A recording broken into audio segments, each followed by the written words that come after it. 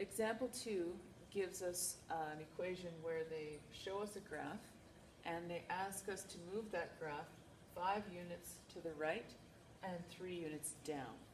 So we want to look at the graph and determine some really nice clear points. When I looked at this graph, I could see that they went directly through these particular points, so I'm going to use those ones to focus on when I move the graph. Now, we can get started with that. I'm just going to take each of these points over 5 and down 3. So if I move this one this way 5, that means that I'm increasing the x by 5, so it's going to go over to 6. And then it's going to go down 3, so that's going to be at negative 5. So I'm just going to go 1, 2, 3, 4, 5, and down 1, 2, 3. And I'm just doing this, obviously, without a grid paper, but you would actually be counting on your little grid paper, and it's pretty simple. I'm going to make sure that you understand what I'm doing by establishing the coordinates of the point. So I have added 5 here because I went that way 5, and I have gone down 3 here, and my new point is at 6 and negative 5. All right, I'm going to do that to each point. I'm going to go add 5 there and subtract 3 there. So I'm going to go 5 over that way, which would give me 7. And then I'm going to go down 3, which would give me negative 1. So approximately there, I'm going to have 7 and negative 1 as my points. Come up here, I've got same thing, add 5, subtract 3. So it's going to be at the negative again. Adding 5 would put me at 4. So I've got it about here. And I'll just write in that this one is 4 and negative 1. All right. This one, I'm going to add 5, subtract 3, which gets me my new point. I go 5 that way from negative 2. So 1, 2, 3, 4, 5 gives me 3. And down 5 would be 1, 2, 3, so I'm down at 5 here. So let's say that's approximately there. Now I've got a new point at 3 and negative 5. So I can draw the cute little loop-de-loo now.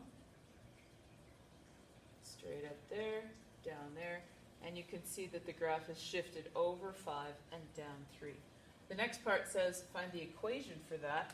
Well, we looked at the rules for it, and if we're subtracting from x, that means we're going that way.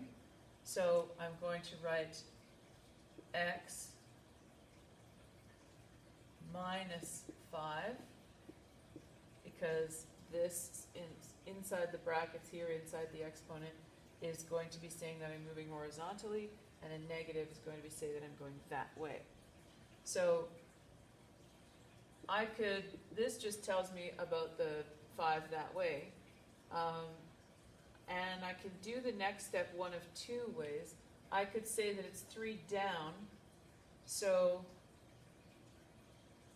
it's basically saying minus 3 like that. But your book likes to do it just a slightly different way. They want to change the side. They want to take this and move it over. So it's just a slightly different format of the exact same math. So instead of going x minus 5 squared minus 3, they go y plus 3.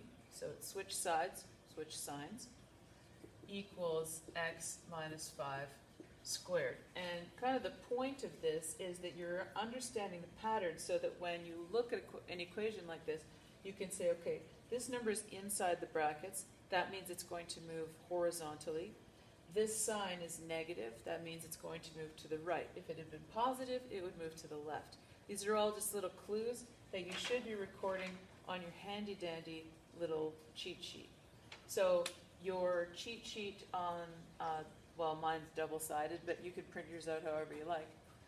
This one has the textbook's way of writing things. So for horizontal and vertical translations, it's got its own way of writing it.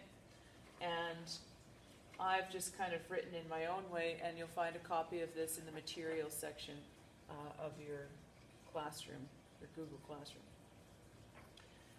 Okay, so the +3 tells me that if it was -3 on this side, it'd be going down because it's a negative, but when we move it over, it becomes a positive. So if it's on this side, it's kind of opposite. So it's just, again, a pattern to learn. The last thing they asked us was to identify domain and range, and that's easy for this one because it's just a cubic function, so there's no limitations on what x and y can be. So we would just write that x is in the realm of all real numbers, and that y is in the realm of all real numbers. So when you don't have an interruption in your x or your y, it's just all real numbers.